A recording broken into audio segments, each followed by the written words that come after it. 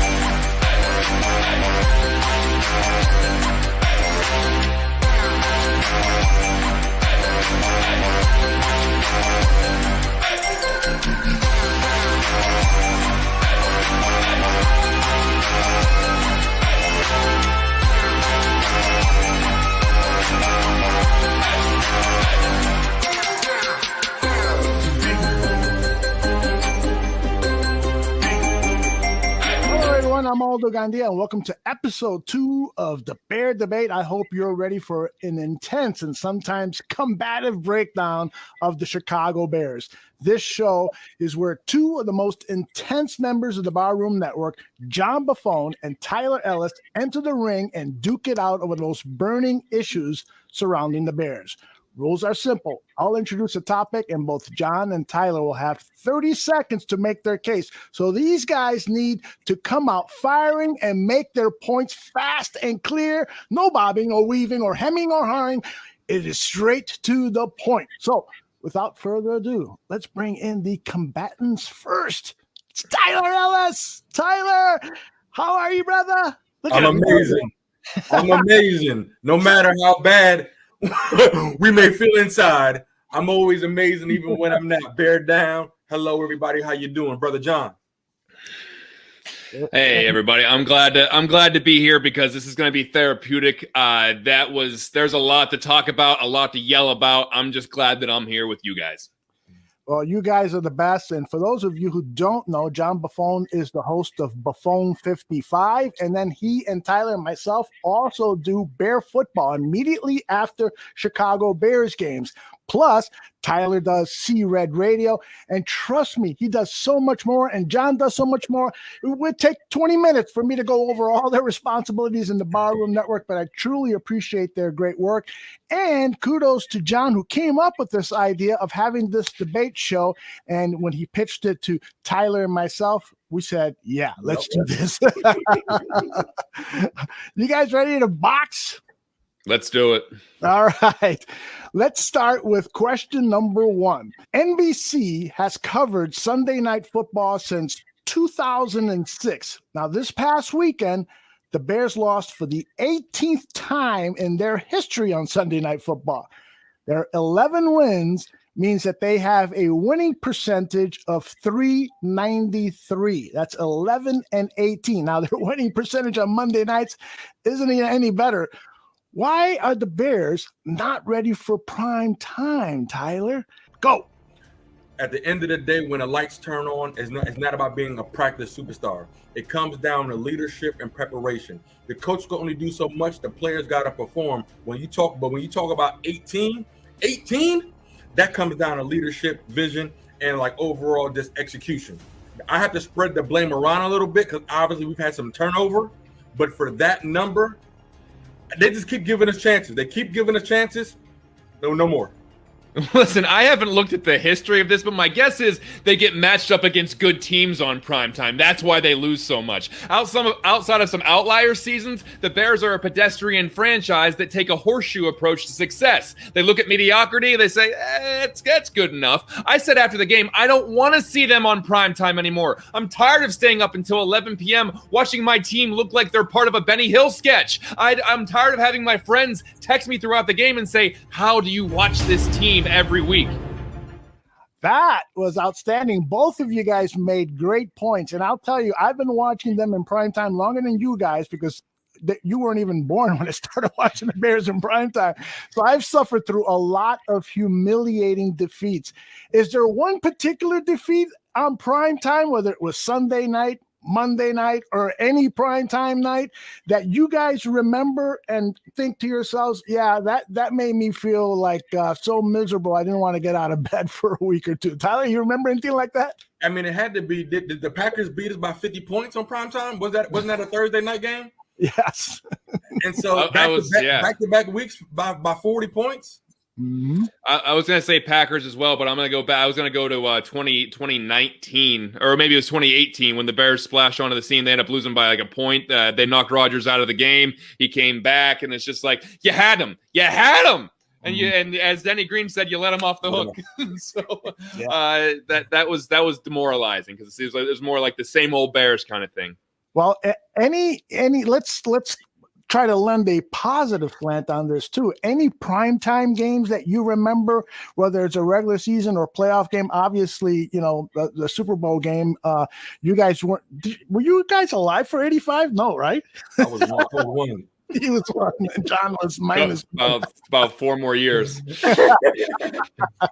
you remember a primetime game that really made your heart warm? I know you don't have that many to pick from, but it can be. I got one. I got one. The Minnesota Vikings were undefeated. They had the best defense in the NFL at that time, 5 games into the season. And Jordan Howard, oh baby, looked amazing. And the Bears were like a 5-point underdog in that game on Monday Night TV. The Bears took care of the Minnesota Vikings, making them no longer undefeated. He won money. That's why he remembers that. Yeah.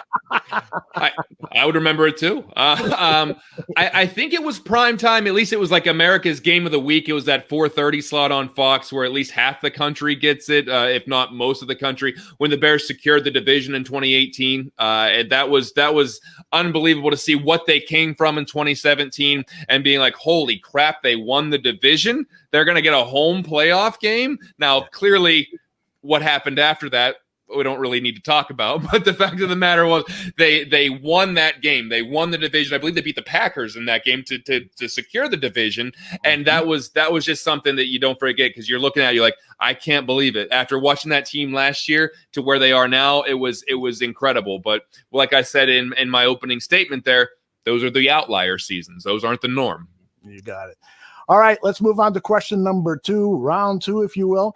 Defensive coordinator Sean Desai has over a decade of experience as a coach at the NFL and collegiate levels.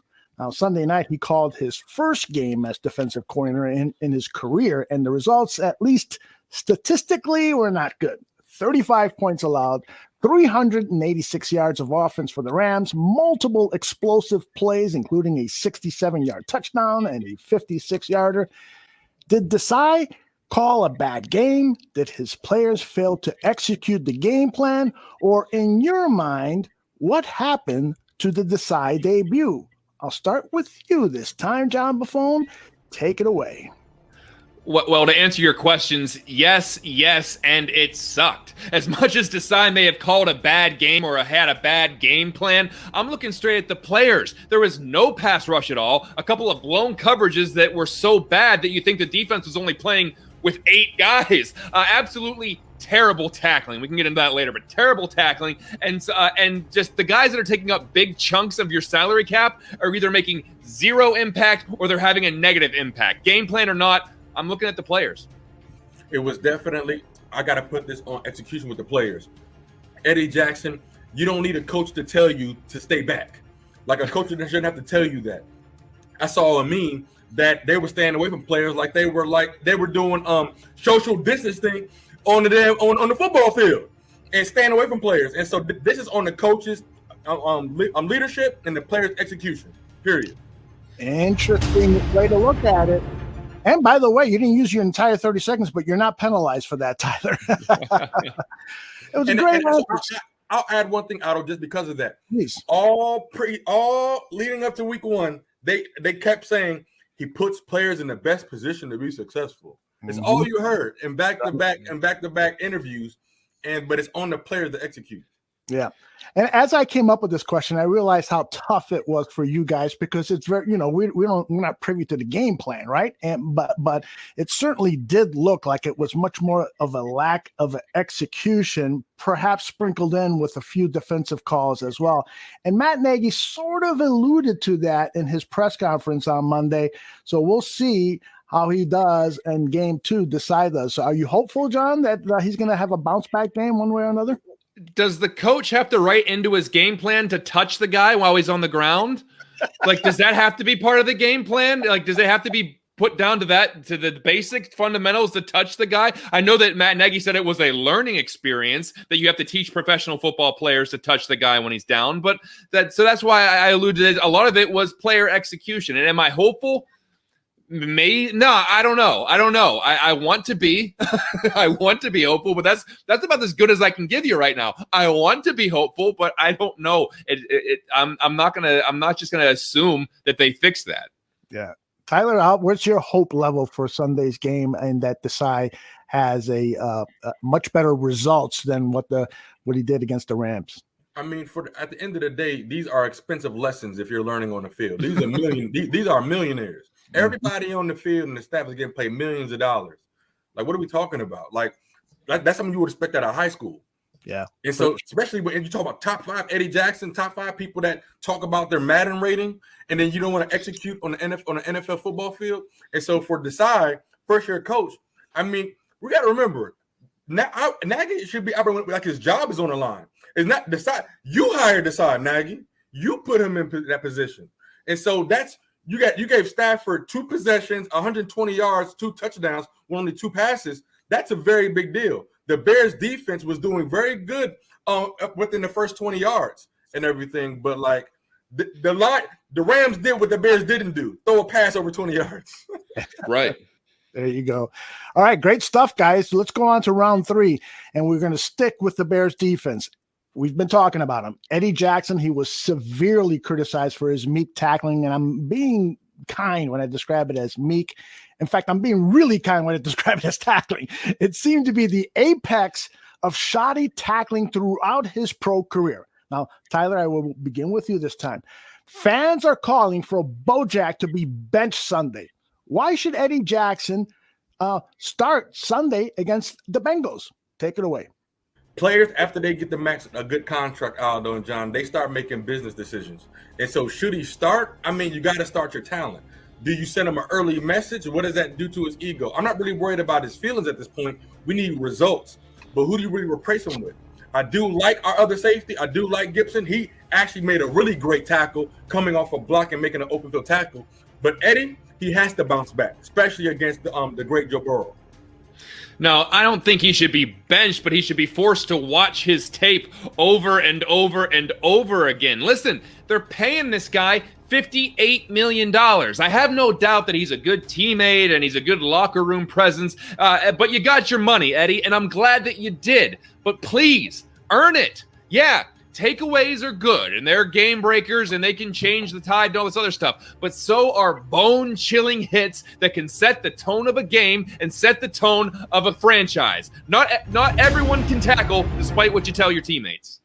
Great points, both of you guys. And I got to tell you, both of you guys are really good at motivating others and yourselves. I see it with your workout videos and your messages, our day-to-day interaction and so forth. You guys are great. What would you say to Eddie to kind of appeal to his ego that he's got to go out there and give up some of the body in order to play at a high level, in order to play like the Chicago Bear? Tyler, I'll begin with you. I would take the remember the Titans coach Yost. You want to be a superstar, you got to play like a superstar. Like it really comes down to that. Like Eddie Jackson he's a great player. I mean, broken leg, first round talent. If it wasn't for the injury, I like Eddie Jackson, but he doesn't really talk about it, but we talk about the touchdowns that were taken away from him. Well, he had 2 opportunities to get some crucial interceptions. Those balls were thrown so deep. It was Eddie one-on-one. He's playing the man instead of playing the ball and being out of position. He was covering somebody who was already covered on the other side of the field. And so it doesn't make sense. Eddie, focus. You got it. Yeah, listen, a lot of athletes aspire to get that big contract, and he got it. Now you got a chance to be an all-time great. The talent is there. The drive is there. The athletic ability is there. You got to go out and do it. And you can. And if you are a champion in this town, or if you're an all-time great in this town, that's better than most NFL cities. If you are an all-time great Bear, you are remembered forever. You will be talked about on every radio show forever. Do you want that to be your legacy, or do you want to be the guy that got paid and then got out of the league? You want to be an all-time great, and they will remember you forever, and you will always have a job in Chicago. You'll always have a free sandwich and a free beer in Chicago. You want to make it happen. Make it happen now. It's do or die for you. I think I should package each of your responses to that last question and send it over to Hallis Hall, special delivery for Eddie Jackson. Oh, I'm sure that'll be received real well. That's right. All right, we moved to round 4. Throughout the preseason, the Bears gave third-year pro Duke Shelley most of the nickelback starting reps. So it was a shock, at least to me, when the inactives were announced for Sunday's game, and Shelley was on the list of inactives. In his place at the starting nickel was Marquis Christian. Now, Christian, he didn't even make the 53-man roster and had to go through waivers before the Bears brought him back. And then he ends up playing 75% of the snaps on Sunday Night Football against the Rams. Eggy didn't offer up a reasonable explanation for this at Monday's presser. I ask you first, John, was this part of Matt Nagy's mad plan to confuse the Rams, or was it just plain madness? John, go. Listen, the Bears Nickelback are worse than the band Nickelback. Remember those days whenever we would give Matt Nagy the benefit of the doubt because we always thought that he was thinking on a different level? What a laughable concept that is now. But this goes to show how bad the cornerback competition must have been at camp. The guy that won the position was a healthy scratch, and the guy that you basically cut and put out for other teams to claim or sign is the guy that you insert into the starting defense. So I'm guessing there was some pretty bad slot play in training camp. So they started with 4 cornerbacks. They blew this. Confusion with the leadership. Like, what do you cut them so you can pay them less? Hey, you're a practice squad player, so we're going to pay you a couple million less. And so once again, it's laughable, a laughable concept. I agree with John all the way around. But once again, Coach Desai was the secondary coach and he's defensive coordinator. He's calling the shots. This is on him. Yeah, it's interesting that Matt Nagy at Monday's presser said that a lot of these decisions are based on matchups. And so they knew that the Rams were up first on the schedule. And so they take the risk of putting Marquis Christian out on waivers with the thought that, okay, he's going to be starting against the Rams. We'll put him on the waivers and just pray that he won't get selected. I mean, am I wrong here? That's just crazy. It doesn't make any sense. You know who your week 1 matchup is for months. So you know what you want your personnel to probably be. So you're going to say, that's our starter. Let's cut him. and hopefully he comes back because that's the guy that we want to start on week 1. The hell does that mean? Much like everything else with this team, it doesn't make any sense. But you like Duke Shelley. You don't cut him because somebody might take him. You don't play him. Right. You like the guy you cut more. One day it'll all make sense to us when we all go loco, like apparently the people at Hallis are. I mean, it's right. Like minds, I guess, to make all this make sense to us. All right, let's move on to round 5. The Rams' running game was held in check in the first half, but in the second half, as they nursed a lead, Darrell Henderson picked up at least 5 yards on 8 of his 16 carries. And I remember there being a lot of explosive run plays last year against the Bears. Now, can this troubling stat be explained simply by saying Eddie Goldman and Danny Trevathan's absence is the cause? Or is there something more diabolical, something more sinister going on here? Tyler, we begin with you. From what I saw that my man Toga, who was very strong, started to get tossed around. That's what I saw. And 5 swings a day on the toughest tree, eventually that tree will fall. The Bears kept them in check, and then eventually the dam broke. I mean, we did a very good job of shutting them down, but then it just seemed like we just couldn't get off our blocks, and the offensive line was taking 3 steps forward after every single snap. And so it just comes back to attention to detail. We started good. We got to play a complete game. Yeah, like you said, Tonga got tossed around like a rag doll, so I'm sure that Eddie Goldman will be a welcome addition if and when he comes back. And I'm not sure how Danny T is going to look when he gets back, but the defense just looked deflated. Outside of maybe Akeem Hicks, who really had that killer swagger about them? Khalil Mack was just a dude. Robert Quinn picked up exactly where he left off last season. Roquan Smith still looked pretty fast, but my point is the defense didn't look like a cohesive unit at all. It looked like 3 groups separately scrambling around trying to figure out what to do in real time. Yeah, that's exactly what it looked like. And it's hard really to understand what are the strengths of this Bears defense. And it's starting to become troubling because we got Khalil Mack, one of the NFL's prime players, and a guy who is starting to show signs of declining a bit. And so we're missing the window of utilizing his prime athleticism to win football games and win a lot of football games. So it's very, very troubling. You guys see that the same way as I do? No, it just sucks because Khalil Mack, when we got him from the Raiders, I couldn't believe we made the move to do it. When you talk about Khalil Mack, you talking about automatic sacks. I mean, we were like what? We were like, oh my gosh, we got him. We got a player who's not scared to like get off a block. And it just really, really sucks that we don't have the mindsets in place to just take advantage of it, like to give him somebody competent on the other side of the football field. Kind of like how Ryan Kerrigan was in DC after Arakpo left. And so just never have that complementary side to a defense to just like if you have pressure from the outside D gap, it's kind of simple to get like the ball out quick, which will lead to more turnovers. It's just sad that our leadership can't take advantage of it. Yeah, you're seeing decline, and there's a lot of different reasons for that. One is he does not have a lot of support from the other side. Remember when they traded for Khalil Mack, we were going into that season thinking Leonard Floyd was going to be the number 1 pass rusher on the team, and we weren't exactly sure who was going to play opposite of him. And then Leonard Floyd washes, I don't want to say washes out, but they decide to move on from him, and they bring in Robert Quinn for a boatload of money, and he can't seem to find a click. Maybe they said that he was more effective in a 4-3. Maybe this 3-4 really is throwing him through a loop, and he can't get any production out of it. But Khalil Mack also should be able to get a little more pressure on the quarterback, even if he's getting more pressures, or maybe he's getting close to the quarterback.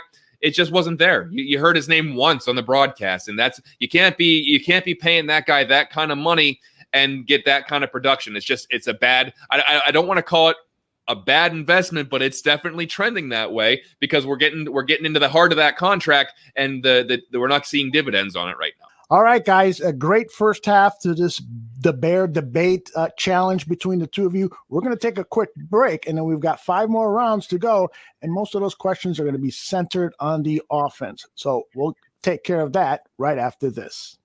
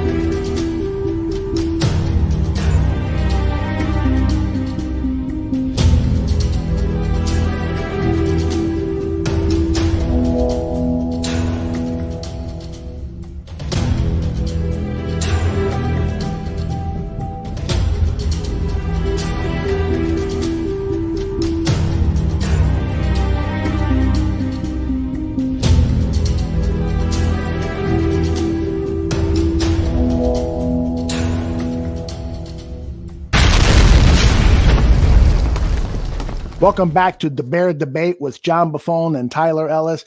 Guys, great first half, and now we're going to get into some more sad news to debate about, and that's the Chicago Bears offense. So let me begin with this question. Matt Nagy's game plan for the offense was to get rid of the ball quickly, conservatively attack the Rams defense so that the Rams pass rushers would not molest Andy Dalton and control the clock. Well, Dalton did get rid of the ball at slightly over 2 seconds per pass play, and I've read that that was one of the fastest deliveries in week one. The Bears held the ball for almost 10 more minutes than the Rams and had 6 more first downs. Seems like a perfectly successful game plan. There seems to be something missing because the Bears only managed 2 touchdowns, and one of them was the result of a Justin Fields run. But be that as it may, what was missing here, John? Tell us. You are up. Listen, you cannot nickel and dime your way to victory anymore. And in fact, they're trying to penny and nickel their way to victory. Remember, this offseason was all about adding speed? They already had Darnell Mooney. They go out and they get Marquise Goodwin, Damiere Byrd, and they eventually add Brashard Perryman. All of those guys run a 4.3 or better. And they decided to go with the small ball approach. Just another thing that doesn't make sense with this team. They brought in a bunch of Ferraris and they put wagon wheels on them. So they just don't give points for long drives. You actually have to score and convert at the end of them. A bunch of speed just to end up running curls. Marquise Goodwin said, running curls, you play right into Ramsey's hands because he's super strong and physical in short yardage territory, and we did nothing to take advantage of that. He came off blocks and executed in open field tackles. Just the pass rush is the pass rush. But we played right into the hands of their secondary, which made it difficult to move the ball in big chunks. Guys, I am going to offer up a follow-up question here that I know is going to irritate a lot of the people watching because I'm bringing up a name that every once in a while when I bring it up on social media, people say, get over it, move on, he's gone. But I got to ask it. Mitchell Trubisky, in my mind, would have had the same performance as Andy Dalton on Sunday, and maybe even a lot better because of his running skills. What say you, John? Yes, as much as I was not a big Trubisky person, and that's well documented, but most likely, yeah, it would have been the same. It would have been the same thing because the offense is the offense. We've seen year in and year out, the offense doesn't get tailored to the talent. The talent gets tailored to the offense. And so and that's what I'm most afraid about whenever Justin Fields goes in there. But that's for a different time. But it's all about how do we force these pegs into a circular hole? How can I make them run my offense? I don't care what they do well. They have to do my offense well. So you're right. They probably could have put Trubisky in there, and it would have been just the same, if not better. I mean, it's not like it was a box score to light up all box scores. It was an efficient, completion percentage with an interception and no touchdowns. Tyler, I know you're a big Trubisky fan, but honestly, do you think that Trubisky would have been as good or better than Dalton? I agree. Mitch has a victory against the Rams. No matter how he played, he definitely got a win. And so, but at the end of the day, I feel like Mitch Trubisky is still a nice guy. He wouldn't have challenged Matt Nagy in that situation, but because of his athleticism, Trubisky was like top 3, top 4 rushing quarterbacks for a season. And so it would have added another element to the game. But like at the end of the day, nobody's challenging Matt Nagy when we're playing the small ball games. And Mitch could throw. His accuracy, it might have been 2 interceptions. Maybe it would have been 2 interceptions, but at the end of the day, Mr. Trubisky definitely could have got some touchdowns. What I don't understand, and I apologize, John, but what I don't understand is, okay, I'm building a football team, and then in the quarterback room, I want this athletic, guy with a big arm, all this upside. He can score by running, he can score by passing, and so forth. And you let that guy go, and you pick up a veteran, and then you draft a guy with similar skills to the guy you let go. Yeah. Why not come into the season with Mitchell Trubisky and Justin Fields fighting it out for the number 1 job? Oh, I mean, well, to Tyler's point, no one's challenging Matt Nagy because I think Andy Dalton realizes what a short leash he's on, and if he starts rubbing Nagy the wrong way, he might get yanked, and that could be his last chance to start for an NFL franchise. So he's just going to be like, I hate this play calling, but what am I going to do? As long as I'm still the starter, I'm good. But to your point, Aldo, I don't know. I don't remember any other franchise. They basically said that as soon as they drafted Justin Fields, Andy Dalton is the starter. How can you say that? How can you not lose a locker room by saying, what if this dude's that much better? What if they go into camp and this dude is just lighting it up and throws 8-9 touchdowns in the preseason? Now, he didn't, but how can you say that back in May to say Andy Dalton is our starter, Justin Fields will not play? You're predetermining who your starter is going to be. And it's not like Andy Dalton had been there for 5 years or 6 years. It's not like he was ingrained in the Chicago Bears culture or even in the team. He was there for a month, 2 months before Justin Fields was. How could you be so convinced that guy's going to be your starter when you don't even know either one of them? Right. So that really shines a light on the mentality that I'm going to be right no matter what. We're going with this no matter. It's stubbornness. It is stubbornness to the nth degree. There's no other way to explain this coaching strategy. I know what I'm doing. Where this is going to work. I don't care what anybody else says. We're going to keep doing this. We're going to keep doing this. We're going to keep doing this. We've seen this for the better part of 3 years. John, I agree with you 1,000% because it's the GM's job to build for the future. It's the coach's job to win right now. And then you have to play your pieces that are going to get you the W's. Now, taking a step back, it wasn't until Joe Flacco and Matt Ryan came along. Before that, rookie quarterback sat for at least 2 years holding the clipboard. But then we expect our rookie quarterbacks to come in and perform immediately.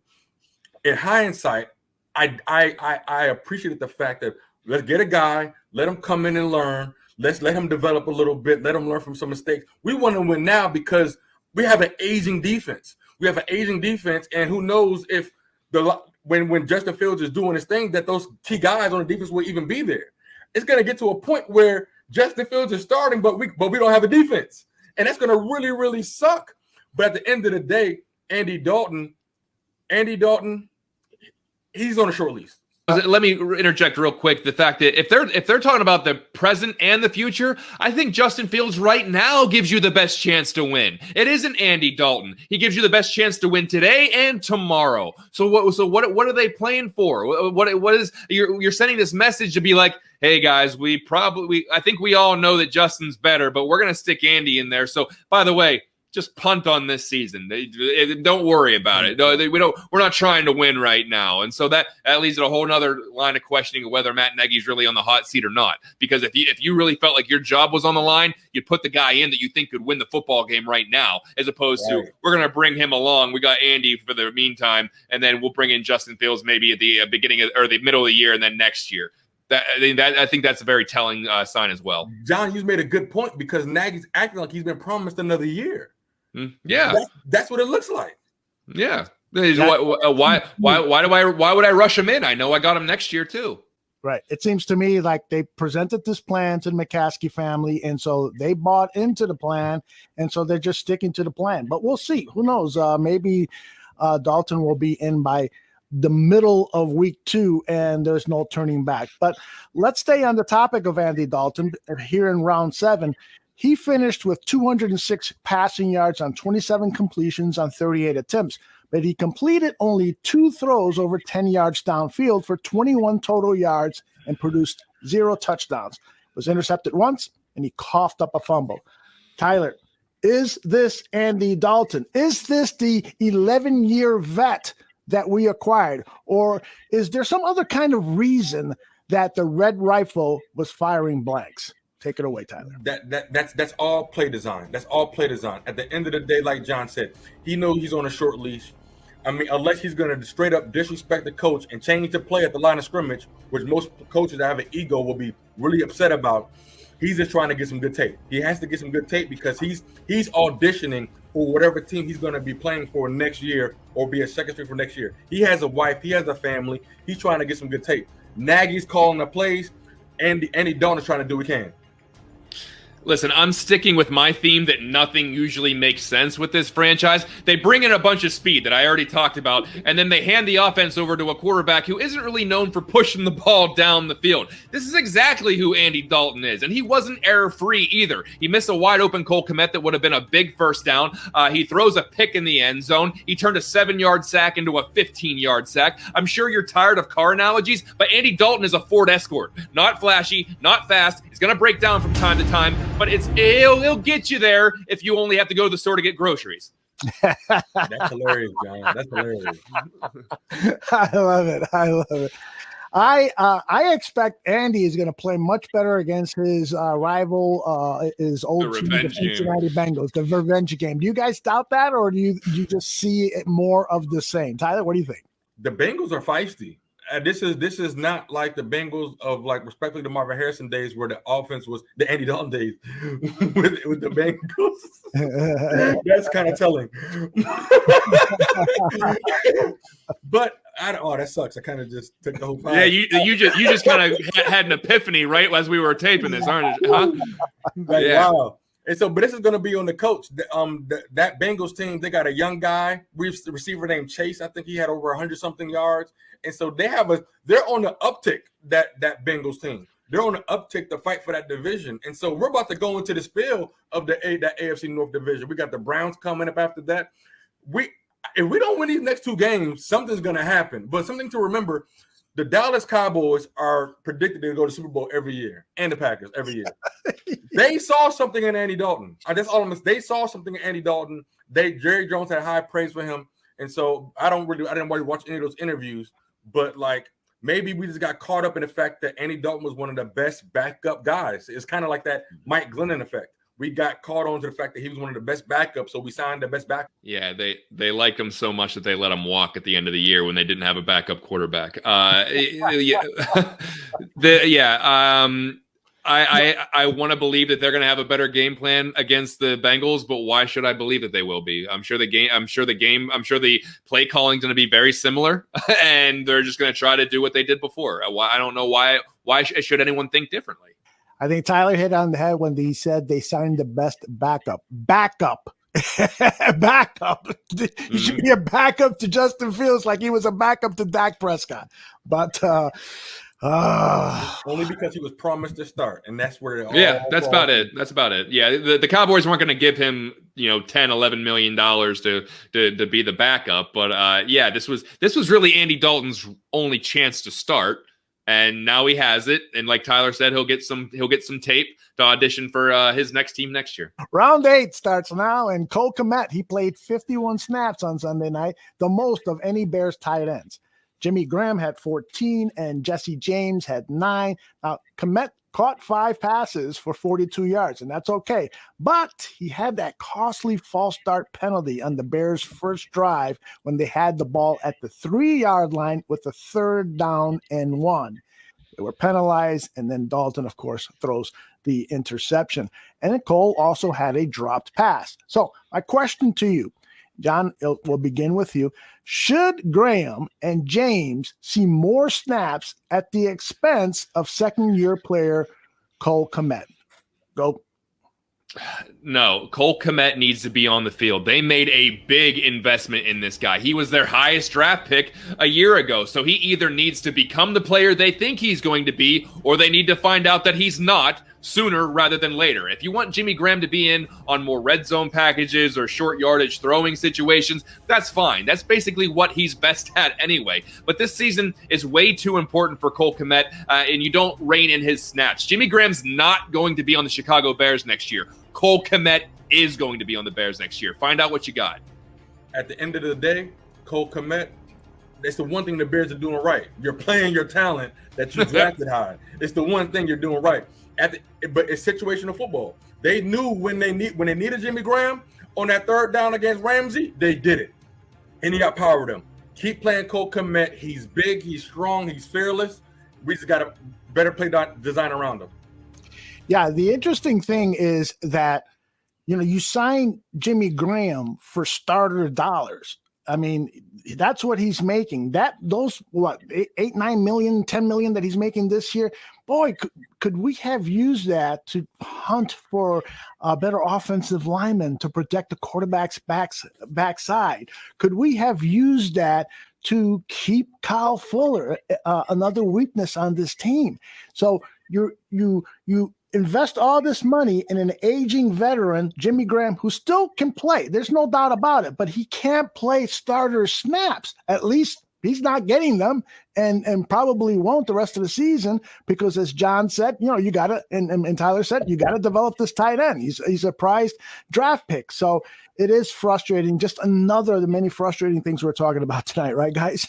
Yeah, I mean, take a number. It's definitely going to be frustrating. That's one situation. We already paid for it. It's done already. Let him soak up as much as possible from Jimmy Graham, who's probably one of a Hall of Fame tight end. At least Cole Kmet. If all works out great, we got Cole Kmet for the next 10 years, for at least the next 5-10 years. And he spent time around Jimmy Graham. He knows how to run routes, not on the line of scrimmage, not on the line. He knows how to play free ball. He's big. He's strong. I loved his draft video just with his passion. Jimmy Graham, you better be mentoring him when you're not on the field. We're not paying you to play. We're paying you to mentor Cole Kmet. So y'all better be having some sleepovers. That's all I'm going to do. They got enough tight ends on the team. Yeah, I wish they were paying coaches to mentor and tutor prize young tight ends. But never mind. We'll go on to round number 9. The Bears have another problem, and it's at left tackle. Jason Peters, I don't know. I haven't heard anything about his condition. Maybe you guys have, but he might be done. Rookie Larry Borum looked okay before his departure due to injury, and then the third stringer Elijah Wilkinson, he allowed one of the 2 sacks in the game. Are we in panic mode at this left tackle position? I'll start with you, Mr. Tyler Ellis. It's definitely an issue. It's definitely an issue.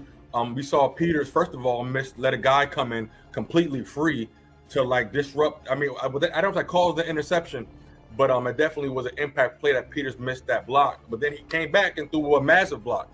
He was fishing when he got the call, they said. He was about 85% before he even got the count.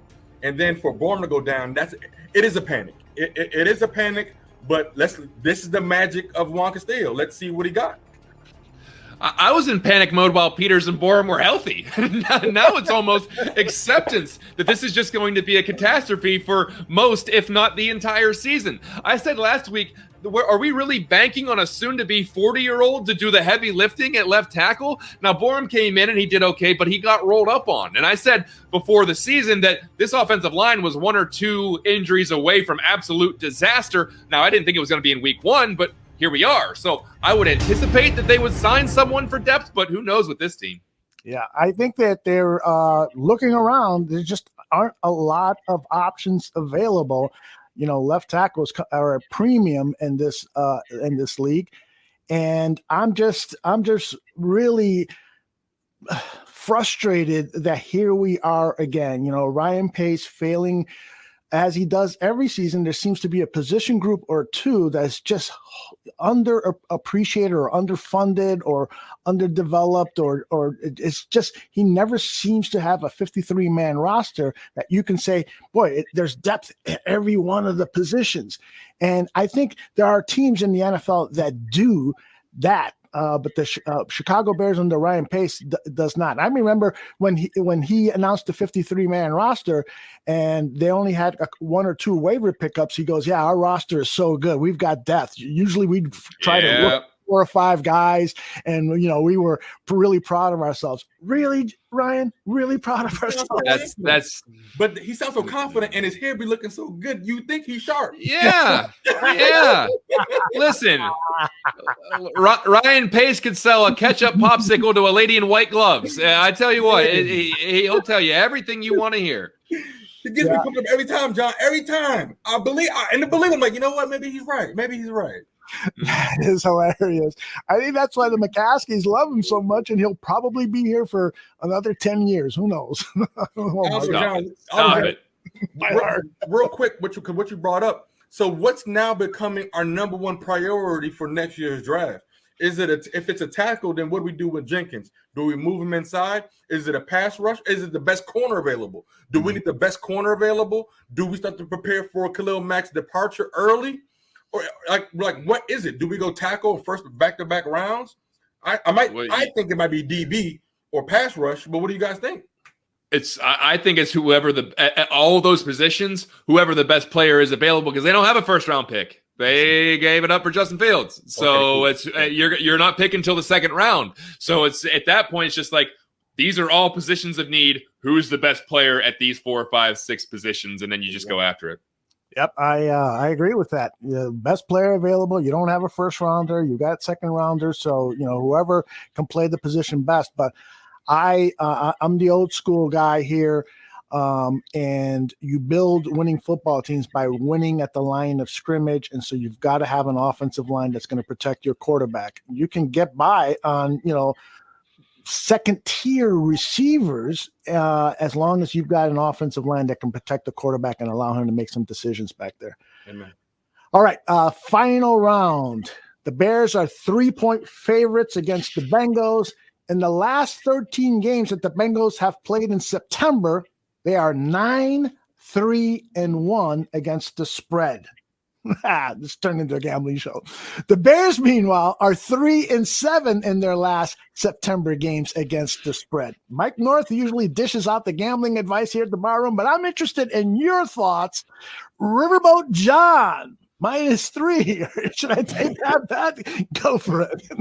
Why would I ever feel comfortable with a spread that favors the Bears? Everyone keeps talking about how they looked especially bad because the Rams are so good. Well, if you think Cooper Kupp, Robert Woods, and Van Jefferson made the secondary look bad, wait until Jamar Chase, T. Higgins, and Tyler Boyd get a hold of them. Unless something drastically changes, why should I not believe that Joe Burrow can throw for over 300 yards and 3 touchdowns against a team that couldn't get a pass rush going and doesn't communicate well in the secondary? This game was chalked up as a win before the season. I'm not so sure now.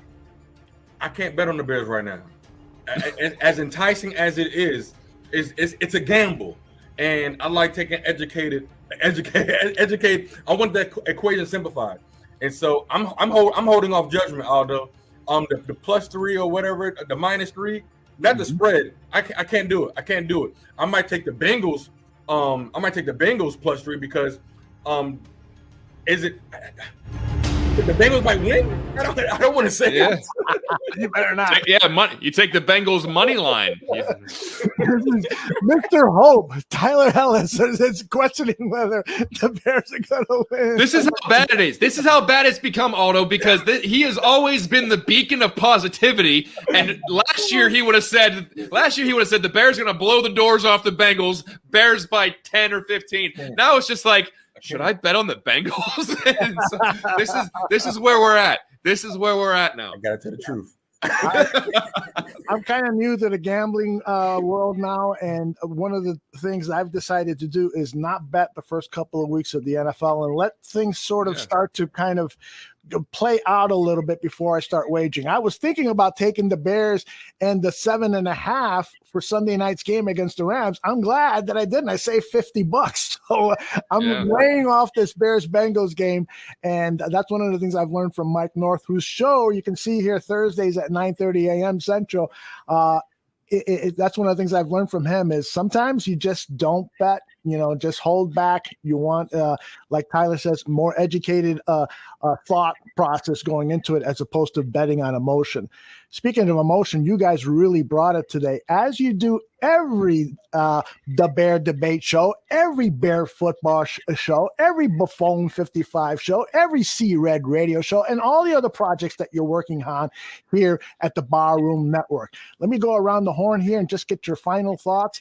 Anything you want to plug, any thoughts on the game? I'll start with you, Mr. John Buffone. Well, I love doing this show because, like I said before, that we even got into this, it's very therapeutic. We get to get all of our aggression out. We get to rage out on this and talk about our favorite team, our favorite subject, and that's the Chicago Bears. So if you like this kind of therapeutic yelling and screaming and trying to get all that anger out, tune into Buffone 55. It's every Wednesday at I believe 7 Central, 8 p.m. As Eastern time. Alyssa Barbieri and I, we break down the upcoming opponent for the Chicago Bears. This week, we are breaking down the Cincinnati Bengals. And then also we will have our B55 segment, 5 questions that have to be answered in 55 seconds, an homage to my late great uncle, Doug Buffone, played for the Bears for 15 years. And then also make sure you go you watch Bear football directly after the game because it is raw emotions. I don't know that you probably get me my most angry on that show because the wounds are still very much open and raw. And I went in on the Bears after this. I try not to get too emotional after one game. It is week 1, but I just can't help myself. And so that was a really emotional episode after that game on Sunday night. Plus, it was late on the East Coast, and I was even more tired that I was so mad that I had to stay up and watch that damn game and then do a show after that. I was pissed off. So that's why you got some pretty raw emotions there. But I'll throw it over to Tyler. What you working on, buddy? Hey, brother, it's always a pleasure, man, to be with you brothers here. I mean, John, you're right. It is therapeutic because these are the conversations that I would have with my father, Amos Ellis. It was after these Bear games, he would be telling me who sucks, and I had to be out of his positivity. And so between talking to my dad and my brothers, that's what this show represents. It's where we can all come together, and we appreciate you guys tuning in with us. Like John said, but Bear Football Live is what's up, because we don't know what we're going to say because it's raw, instant emotion, and I apologize in advance because I'm trying to be peaceful. But if they play like that again, so yeah, stay tuned into the Barroom Network. We got tons of coverage here, from fantasy football to White Sox, all Chicago sports related. But on the perspective of Game Show, we talking about entrepreneurship, faith, just growth in every aspect of life. From Excess Nation, sports nutrition. I mean, it's all about community outreach. We're coming together. Football brings us together, but we can get something positive to go back home, because when millionaires don't play good, we got to do something to stay off the suicide watch. And so but that's why we're here for you guys. We love you here at the Barroom Network. Shout out to the Crip Space. Take care. All right, everyone. Thanks again for watching the Bear Debate. We'll be back here next week talking about a Bears win against the Bengals. Right, guys? Yeah. Why not? Go Bears.